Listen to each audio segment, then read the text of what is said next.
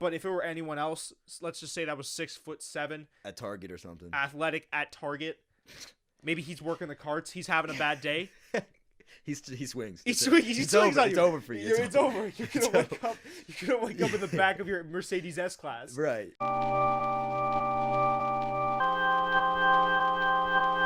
Welcome to Spreading the Floor with your hosts, Jacob Cooperman and Nigel Petty Fernandez. Your go-to podcast for basketball's forecast.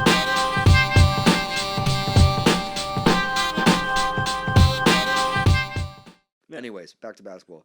What do we have next? Well, let's talk about Courtside Karen, because I really want to. We forgot to talk about her. We got to talk about Courtside Karen. I have a take about her. I know what I'm gonna say. Go ahead, man. I don't think she was right. I think she was wrong in what happened. I don't know the full story. I did hear her side, and I think LeBron said a little bit about his side too. Yeah. But I don't believe that she was fully in the wrong. I just don't think. And I love LeBron. I think. Wait, so you think she was sort of almost right in her? I don't think that she was sort of almost right. I think that LeBron was sort of almost wrong. I don't think. Okay. And I'm a huge LeBron fan. That's funny. Okay, you know me. Okay. I defend LeBron. Yeah. I say that he's the best LeBron's ever. Do it all the guy. time.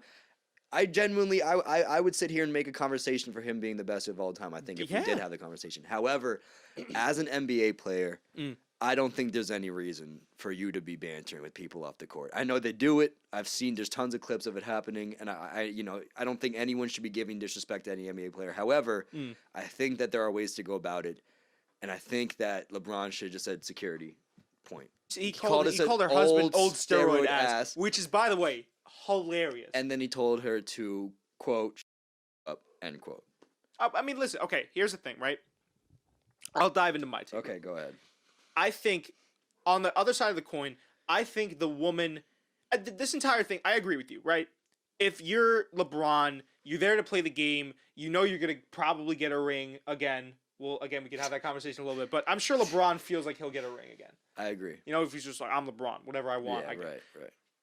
There's 100% no reason to be arguing with Courtside Karen, some girl with puffed up lips, her husband who's 70 but has a better body than both of us sitting here. Yeah.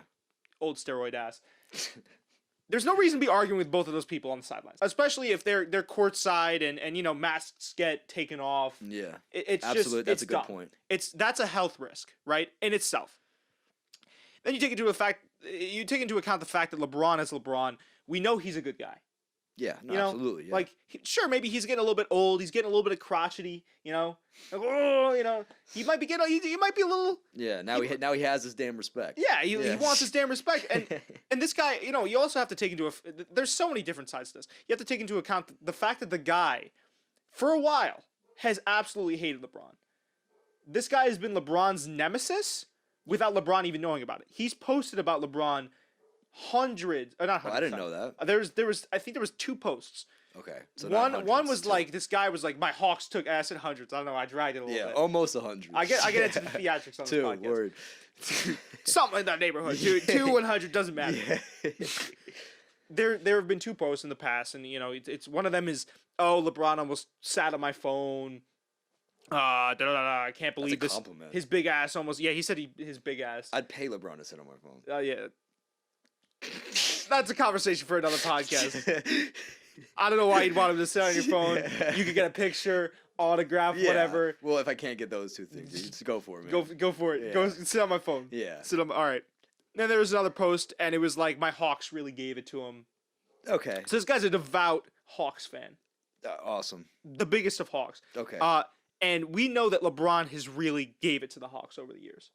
Oh yeah. As listen, as most someone who most played in the East. Yeah, most franchises that have played in the East have been pillaged and I don't want to say the other part of that. They've been emasculated by LeBron. Well, yeah, especially when the Hawks were really good in like 2011. Yeah. And so, LeBron totally wiped them out. I mean, listen, everyone's going to get the Raptors treatment. Everyone has gotten that treatment. Right. But this guy absolutely, it's clear that he hates LeBron. So he says something. Right. LeBron, who, for some weird reason, it's almost like LeBron now, maybe coinciding with the Last Dance documentary, It's just a little bit in his feelings. It's just a I don't know if I'd say he's in his feelings. No, he's not in his. All right, maybe he's a little prideful. bit more. He's prideful. He's prideful. You know, his lips are chapped. But the point is, LeBron, he might now not let some shit slide that he let slide before. Yeah. I think that's the LeBron we're seeing. I So agree. LeBron goes over, he says something.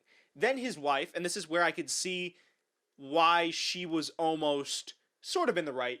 She goes up and she protects her husband. I wouldn't even say she was in the right. I'd say that she's just not as wrong as people are making her out. Right. Well, I think there's I think there's arguments on both sides. I don't want to say it's a narrative because the narrative denotes it as not being true, but there is a common consensus amongst people that she is racist. That's why they call her Courtside Karen. Right. Because she did make up what LeBron said.